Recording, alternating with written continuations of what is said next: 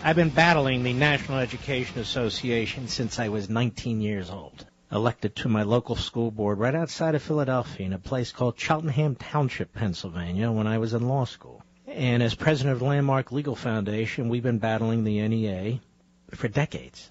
I'm well familiar with what Governor Scott Walker is up against in Wisconsin, what Christie is up against in New Jersey, what Kasich is up against in Ohio, and on and on and on.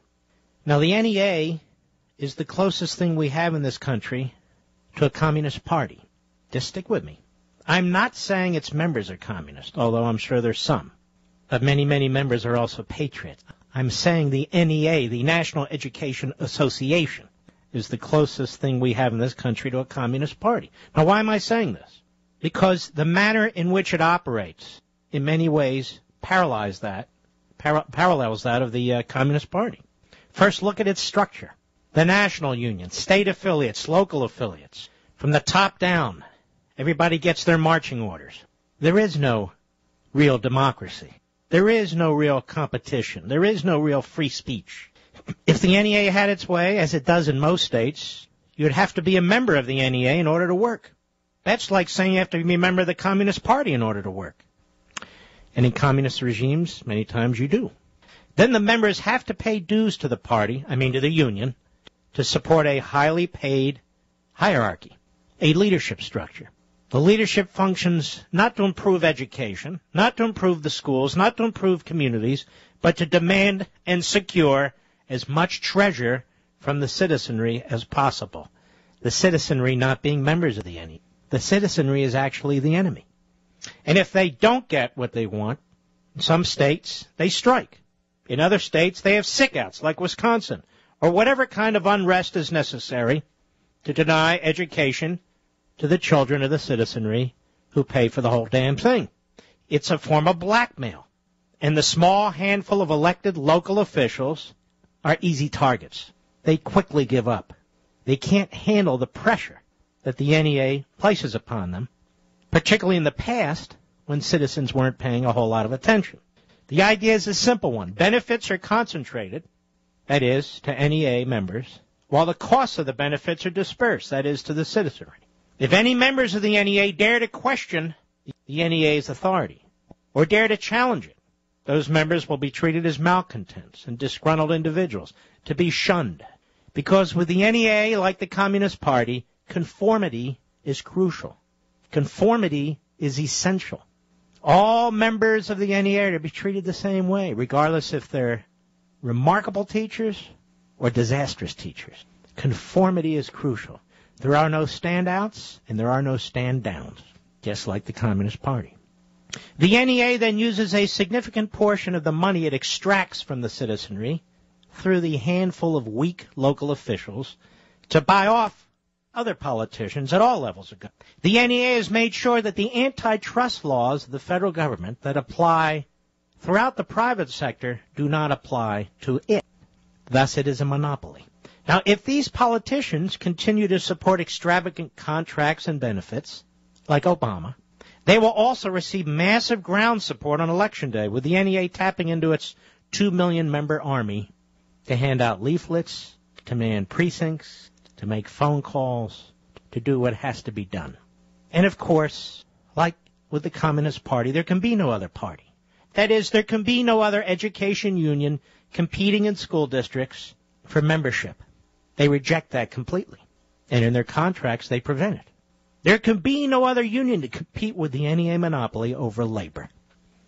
So what you see in Milwaukee and Madison and all over Wisconsin, what you see in other states, really is a drone-like, almost goose-stepping type mentality. Notice all the teachers aren't showing up in Madison. A percentage of the teachers are showing up, and miscreants being bussed in from God knows where, pushing God knows what. That's because I'm talking about the structure of the NEA, the leadership of the NEA, the relationship of the NEA to its members, the relationship of the NEA to politicians. The National Education Association is anti-democratic, anti-constitution. It's alien to the structures that we have in this nation. It is a fiefdom up unto itself. That's why it attracts in its leadership the most virulent, bullying, thuggish, socialist types one can imagine.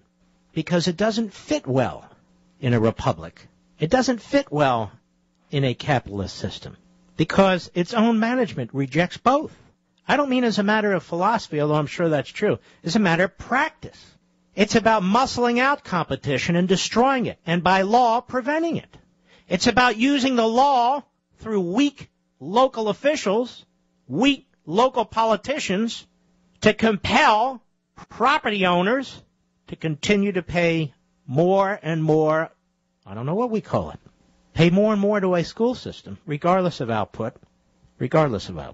Meanwhile, the NEA spends the vast majority of its money to elect politicians of one ideology from one party because they are investing in them. Let me use an Obama word. They are investing in those politicians who they expect, who they demand will use the power of their offices to abuse the tax-paying citizens of this country. I had a police officer come up to me on, when was it? Saturday. As I was walking out of a place, he said, "Are you Mark Levin?" I said, "I am." He said, "I've always wanted to meet you, and I want to thank you for all your support." And I said, "No, I want to thank you." I pointed to the pistol, in his case, on his the left side of his hip, his left hip. I said, "That's what separates you from a bureaucrat. That's what separates you from the NEA. You're carrying that pistol, that Glock 40, I think it was, to put your life in front of my children's lives if something horrific should happen in my neighborhood. You, sir, are to be thanked by me. I want people like you. I want to support people like you. We need people, and you're tested every damn day.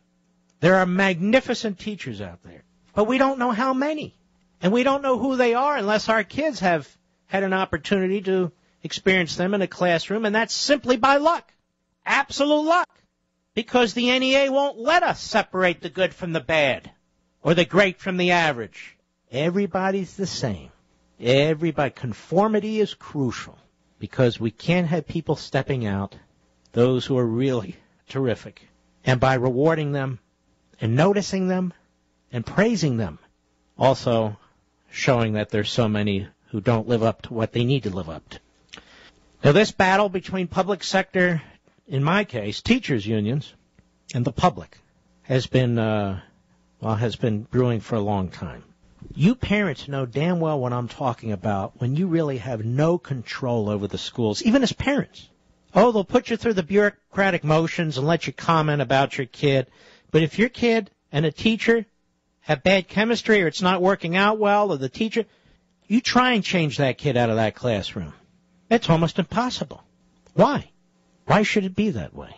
If you want your kids to bring birthday cake to celebrate his birthday or her birthday with the classmates, and the school says no, why? Is that a discipline issue? We got to prove that we're stronger than the parent? I could go on, but I won't. The NEA is exactly what I say it is. It's America's Communist Party. There is no real debate in the hierarchy. There is no real care for children in the hierarchy. They don't give a damn about the communities and the neighborhoods that fund these monuments. They don't give a damn, because if they did, they wouldn't be doing what they're doing in Wisconsin today. And when we come back, there's part two. Part two, when a president of the United States takes sides in a battle between the people, we the people, and the special interest that lines his campaign pockets with millions and millions of dollars. I'll be right back. What did Hitler do first? He busted the unions, right? First you take away the unions, and then you take away the Jews, and then you take away, that's where it starts. This has nothing to do with the budget shortage. His Governor Walker has cooked up the books. To call this a budget bill, a budget fix bill, is nonsense. It's a union-busting bill. And it's not about balancing the budget. Governor Walker keeps saying it's about balancing the budget. It's not. It's about taking away people's rights to bargain for their contracts. If it happens here, it's going to keep going in other places all around the country. And it's really scary. It really is like pre-Nazi Germany. And Personally, I do not want Walmart corporations or Disney corporations teaching the children of the United States. Well, there you go. Fascinating. I want to make it clear. The teaching profession is a profession. It's a great profession. The NEA is not a professional organization. The NEA is a vicious monopoly that seeks to crush anything or anyone in its way, almost like AARP. The difference is I don't have to contribute to AARP if I don't want to, even though it turns around through lobbying Congress, tries to steal all our money. But that's a secondary point. I don't know about you, but when I work every day, I don't feel that I should be having to pay the thugs that run the NEA at the federal or national, state, and local levels. I don't think I should have to be subsidizing their favorite politicians. That money belongs to me, just as it belongs to you. Now, they have been operating in the shadows as well as in the light for years and years, and on Election Day, they slime around the precincts all over the country trying to affect the outcome of elections. They lost in Wisconsin. No, you don't have a right if you're a government employee to collectively bargain. You do not have a constitutional right. You do not have an unalienable right. You have whatever right we give you. We'll be right back. David in Los Angeles, California, disagrees with me. The great KBC. How are you? Baruch Hashem, how are you? All right. You can tell I'm a religious Jew. So I can't even hear you that well. What did you say? I'm a religious Jew. So question. You don't like unions, do you? As a whole? No, I'll tell you what. It depends on the union. It depends on their behavior. I'm a member of a union. I don't like it very much. You want me to answer you, or do you have my answer for me, pal? So you're I despise the NEA. I despise it. Now, what is your comment? My comment is you're saying that because teachers who are some of the lowest paid servants in our country... No, they're not the lowest paid servants in our country. They're certainly not the lowest paid servants in Wisconsin. What do you base your comment on, sir? I'll tell you what I base mine on. What do you base yours on? I base mine on the fact that I know in the LA public schools they're not that rich. Matter of fact, they had... No, I'm not saying teachers are rich at all. What does that have to do with anything? You're saying that because... Let me help you out, because obviously you're an NEA member and you're not paying attention or you don't give a damn. Let me explain something to you. If the average income in a community is $52,000, and the income of teachers, that is how much it costs the taxpayers to pay for a teacher, is close to $80,000 with benefits and with pensions and health care benefits, that can't work forever. You see what I'm saying, pal? Particularly in the middle of a recession. It can't work forever. So actually the lowest earning people are the citizens who are paying the way, not the union members. So you're telling me, Mark, that when you become a teacher in a state of Wisconsin, you give up your rights as far as right of free speech, right of assembly. Who talked about giving up free speech rights and right of assembly? What are you talking about? Said they don't. Now, let me tell you what you give up, you dummy. You give up the right to lie and to have a lying doctor to write on a script that somehow you were sick when you're not and you're campaigning. Let me tell you what else you give up. You give up not paying one damn penny toward your pension. Let me tell you what else you give up. Not paying one damn penny toward your health care because some liberal governor was in bed with your union boss and spent hundreds and hundreds of thousands of dollars to ensure his reelection. That's what we're breaking up, pal. Now do you understand? Sure I do. So let me ask you. Get out of here, you idiot. Everybody who pays taxes is not Bill Gates. This isn't a rich versus poor thing. Nobody's saying that the NEA members are rich.